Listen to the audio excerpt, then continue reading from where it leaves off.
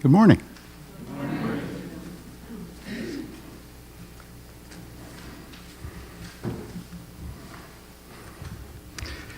I have to say it's not without a little apprehension that I stand before a Unitarian Universalist congregation to deliver a message, the centerpiece of which is an iconic Roman Catholic saint.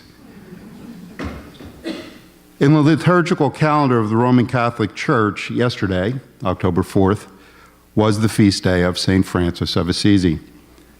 The night before, the evening of October 3rd, Franciscan communities throughout the world celebrated the Transitus of St. Francis, that is, a commemoration of his death. His mythology, his life, his legend reach into faith traditions beyond Roman Catholicism. They reach even into our secular culture. Statues of him are ubiquitous, decorations in gardens. Oftentimes, they're fashioned into bird baths. If you go onto UUA website and search his names, you'll find a number of sermons about him and about his life delivered by Unitarian Universalists just over the past few years. His myth, his legend, are calls to simplicity and to generosity. Myth and legend. Next to opposable thumbs and a sense of humor, it's one of my favorite things about being a human being. As such, I am about to utter words that I don't believe have ever been uttered in these walls before. In many ways, I was privileged to have grown up in the tradition of Roman Catholicism. The floor didn't open, the ceiling didn't fall down. While I attended a parochial grammar school, I was steeped in mythology, although I have to admit it was taught as articles of faith. But whatever it was called, a lot of it was very cool to me. I learned I had a guardian angel, someone designated by God to protect me. It was like having my own personal invisible Superman. I learned that there were angels all over the place. They had great names: seraphim, cherubim, principalities, thrones, angels, and archangels. I was taught the legends of their interventions in human affairs. And by far the archangels were the coolest. And of these, St. Michael the Archangel was the coolest of all. As any reader of Paradise Lost is aware, it was he who led the fight of the angels of heaven against the rebellious angels led by Lucifer. And if you look at Guido Reni's 17th century painting of Michael the Archangel trampling Satan, it is ripe with symbolic mythology that still speaks powerfully to me today. But these angelic super beings were not the only mythic and legendary beings peppering this universe. There were also saints, particularly holy women and men who lived extraordinary lives of virtue that often was heroic. Of course, Roman Catholicism is not the only tradition which celebrates saints and holy people.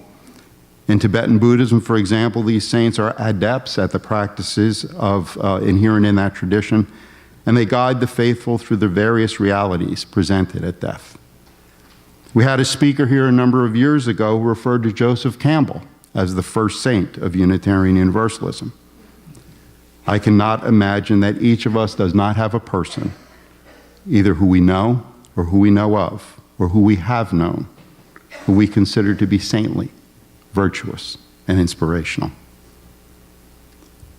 In Roman Catholicism, saints not only are persons whose lives are seen as virtuous, but they stand as inspirations to particular virtues.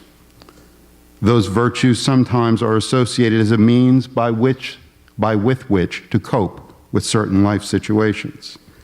Hence, they become patron saints to one who is faced with specific circumstances. Within the tradition, when you turn to a saint and pray and ask for their intercession, you're not praying to them, you're praying with them. as it is believed that they have a special sensitivity to your situation, and that joining in prayer with them helps the believer to cope with that situation. This is what is called in Roman Catholicism the communion of saints. Taking a step back, it's sort of a transcendent supernatural joy and concern. You're not looking for intervention, you're looking for strength from the grander or the greater community. To me, the inspiration offered by the mythology of a saint or any holy person is somewhat different than offering prayers to them or seeking their intercession. To me, it has always been a meditation that underscores that we are not alone in our suffering as human beings, that we can grow beyond the human conditions of loneliness and of fear, that we can grow beyond these conditions and become that which we are meant to be. The mythology and legends of their lives serve as a source of solace and inspiration as we cope with the never-ending, never-changing complexities of being human.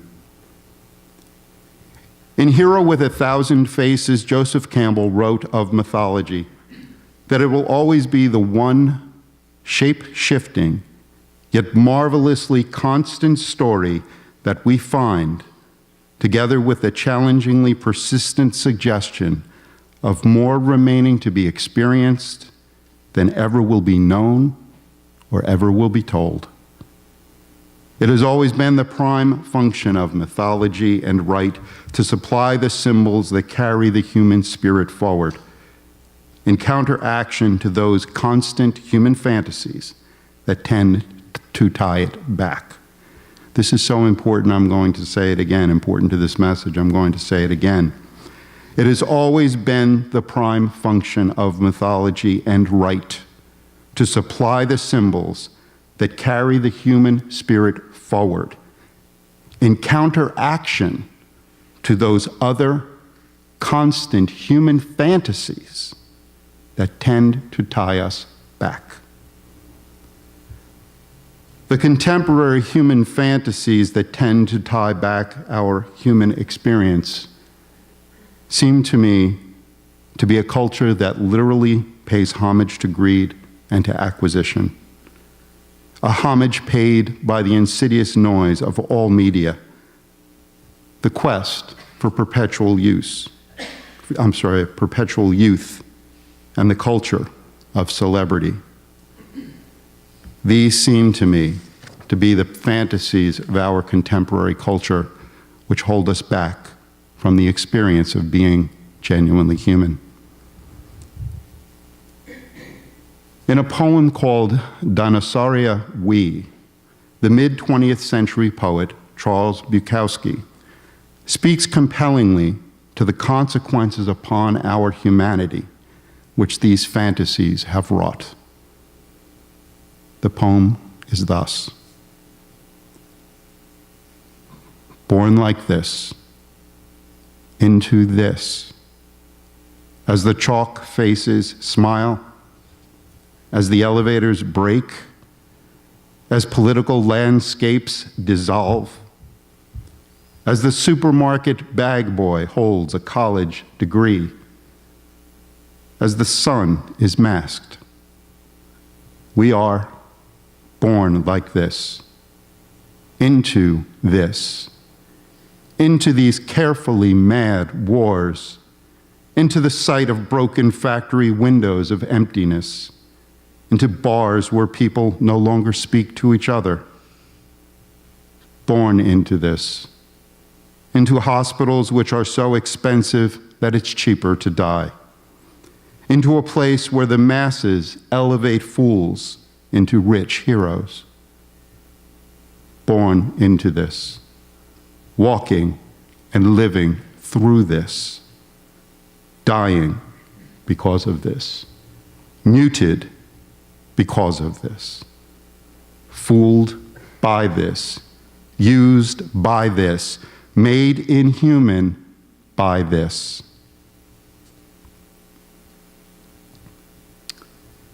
We stand with each other this morning and each time we gather here in community, expressing a commitment to promoting enduring values.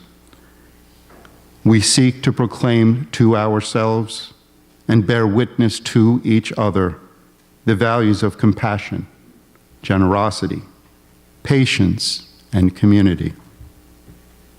I think that part of why we are drawn to gather here is to find a place where and a way to counteract those parts of our culture that degrade people as human beings, which make us isolated, which cause us to feel alone, which cause us to feel powerless. But to gather in community for that purpose bears with it a great and a grave responsibility. A responsibility to look beyond ourselves, to those beyond these walls, to reach out with compassion, with generosity, with patience. Indeed, by gathering in community such as this, are we not calling ourselves to service beyond these walls? Service to others who are isolated, who are alone, who are powerless. Do we not have a message of universal compassion and acceptance to spread? And it is these questions that lead to a consideration of the life and the mythology of St. Francis of Assisi. Francis was born in the late 12th century, 1181, 1182. Historians have called this the earlier part of the Renaissance. And there's a good deal of contemporary commentary written about him and his life. He was born into wealth. As a young man, he lived a life of privilege. As a young man, he sought to be a knight. He went off to war twice before he was 21. The first time he fought in a war against the sister city of Perugia. He was captured, held for a year for ransom. The second time he sought to join the armies allied with Pope Innocent III to battle Germans in the south of Italy. Shortly after joining the forces, he became ill. He returned home to Assisi. At this time, the Roman Catholic Church was a ubiquitous political force with which most of Europe had to deal. It claimed both political and spiritual control over the faithful. At this time, in the late 12th and early 13th century, heresy was growing. It was a departure from the Church's orthodoxy that was not merely dangerous, but it placed the thinker outside of the kingdoms of God. Heresy was more than an error. It was a wrong belief. Error became heresy when believers, confronted by the Church's condemnation, refused to give it up. In the medieval world, heretics had been duly compelled by fear and pain, but they, generally speaking, were not put to the sword. In the 13th century, this began to change. The Church became threatened by the fact that the heresies that were beginning to arise were not coming from academics and priests, but were coming from a laity, from the lay people who were beginning to feel oppressed by the corruption brought about by the wealth of the Church. These heresies were founded by charismatic lay people, and they gathered larger and larger followings. They all made the same claim that the organized church was fallen and corrupt and had nothing to do with true spiritual life. And as such, it was to be rejected.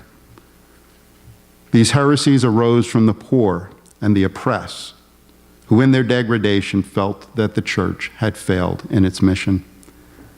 They declared the doctrines of the church and the authority of the clergy over the people to be null and void. Many of them sought to return to a simplicity of life that they saw proclaimed in the Gospels. They sought to return to early lay communities where everyone gathered for the common good.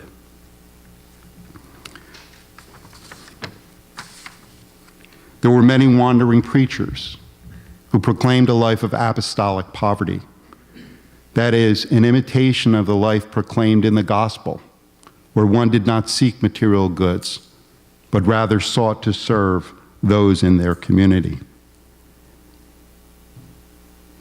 In the early 13th century, after the Fourth Crusade to the Middle East failed, Pope Innocent III looked upon these heresies and ultimately declared a crusade against them. This was known as the Albigensian Crusade, and it was the second of the crusades against Europeans. Many of the monks who pled this type of apostolic poverty, when they joined their claim to a rejection of the clergy, were put to death. This was the era in which Francis failed to become a knight. It was after these failures that Francis began to turn away from the wealth into which he was born and the nobility of which he was a part. Over a period of 2 years, he came to identify and to experiment with this type of spirituality of apostolic poverty, a life of simplicity. It is important, especially as lay people, to note that Francis was never a member of the clergy, nor did he ever seek to be a member of the clergy. While he undertook a spiritual direction of his life, he did not do so with ecclesiastical influence. The unique genius of Francis of Assisi is that he never sought to occupy himself with questions of doctrine. He did not engage in polemics or dialectics, which characterized many of the reform movements and heresies of the day. I think because he did not proclaim polemics and try to engage in the medieval debates of theology, that he speaks today to so many traditions. For him, faith was not an intellectual pursuit, but it belonged to the domain of the heart. Many of you, I'm sure, are very familiar with the legends and myths of medieval saints and the miracles that they performed, the healing of lepers, the healing of the sick, the production of wealth. Part of the draw to me of St. Francis is that many of his legends are not like that at all. Indeed, in the miracle scheme of things, they are sort of failures. One of my favorites is he was faced with a leper. Now, this is likely a legend, likely a myth. But as he was going through his conversion, he came upon a leper. And lepers were condemned to lives of isolation, to live in communities on their own. And at first he was repulsed and ultimately realized what he was doing, and he turned around and he got off of his horse and he gave the leper everything he had, and he kissed the leper and moved on. Now, there are many saints where that kiss would have cured the leper, where that leper would have went on to live a non-leopard life. But this legend stops there. It basically is that Francis saw an individual in need, and he responded, and he gave generously to that person. He gained nothing by it. He gained no acclaim. He did not gain this myth of curing a leper. Another one of my favorites is that during the Sixth Crusade, Francis decided that he was going to join the crusade by going down, and that crusade was the Europeans trying to conquer Egypt at that point. And he would go down to Egypt, Francis figured, and he would convert the Sultan to Christianity, thereby ending the crusade. And he sought to do so not to convert so much as just to end the devastation that this crusade, like all the others before, were bringing to people. So he went and actually chronicled in the chronicles of the Crusaders, the Europeans. There is an indication that Francis indeed was there, and he was permitted to go into the Sultan's lines, and the Sultan was so impressed by his poverty and his simplicity and his zeal that he listened. Now, in the typical myth of a medieval saint, the Sultan would have been converted, but that is not this legend. The Sultan listened, rejected it, and sent Francis back with respect. But to me, that makes this man, this saint, so much more human, so much more inspiring, because we all have failures like this. None of us cure in a miraculous way. None of us convert people to our points of view in miraculous ways. Life is about slugging it out. It's hard work, often, more often than not, met by failure. And Francis, to me, stands as a saint who inspires us to keep doing it, to take on difficult tasks, to do the hard work of life with simplicity and with generosity, even when our hopes fail. Even when our conceptions fail, we continue to do so. As Francis was engaging in this conversion, he became a wanderer. The reason that he is ubiquitously referred to as the patron of nature, the patron of birds, of animals, is because of the joy he found in the contemplation of nature. It spoke to him of a life of simplicity. It spoke to him of the appropriateness of rejecting wealth and material goods as something after which to strive. And it was through these contemplations that he experienced the connection of all things with the source of their creation. From that experience of interconnectedness, he felt compassion spring up within him. And from that compassion arose a desire to act, to preach a radical doctrine of universal love, and by implication of that love, of universal salvation. His desire to act compassionately became all-consuming. He was driven to live the life of a mendicant in apostolic poverty. As others began to follow his example, he suggested only one rule: to literally follow Jesus' dictate in the Gospel of Matthew that goes as follows: if you wish to be perfect, go, sell your possessions and give your money to the poor, then come and follow me. I do not stand before you today suggesting that as a community we should begin to pursue a life of apostolic poverty where we sell all that we have and give it to the poor. Indeed, I doubt, when you look realistically at the ideal of apostolic policy, at no time can I imagine a community that was able to do that. But it is an ideal, and it does what ideals are supposed to do. It challenges us. It challenges us to take into accounting who we are and what is important to us. It challenges us to understand that much of what we have, including the ideas of who we are merely things that we have acquired along the way. The ideal of apostolic poverty calls us to simplicity. It calls us to generosity. It calls us to compassion. It calls us to recognize that we do not have that which we think we have, that we may not be who we think we are. It challenges us always to become more.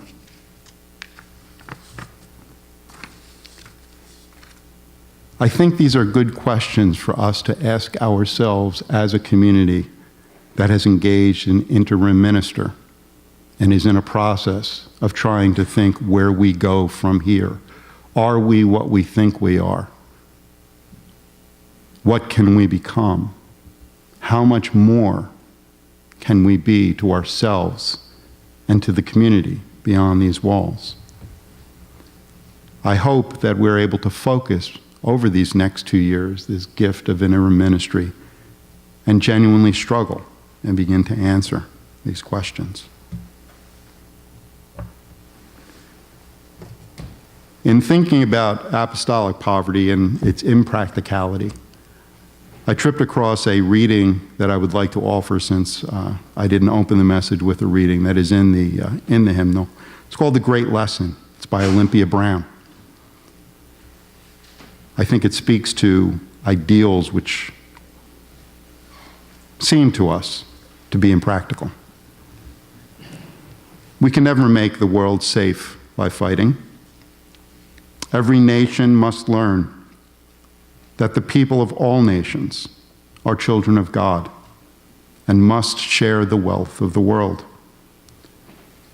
You may say this is impractical, far away, can never be accomplished, but it is the work that we are appointed to do. Sometime, somehow, somewhere, we must ever teach this great lesson. And in closing, I would like to offer what is called the Peace Prayer of St. Francis, which is attributed to him. It may have been written by him. It may not have been. It really is irrelevant. But I think it speaks to us a meditation that is relevant not just today, the day after the feast of St. Francis, but again as we go on our journey with our interim minister. May we be instruments of peace. Where there is hatred, may we sow love. Where there is injury, pardon. Doubt, faith. Despair, hope. Where there is darkness, may we sow light. Where there is sadness, may we sow joy. Grant that we may not so much seek to be consoled as to console, to be understood as to understand, to be loved as to love. For it is in giving that we receive. It is in pardoning that we are pardoned. And it is in dying to who we think we are that we're born into a greater life. Thank you.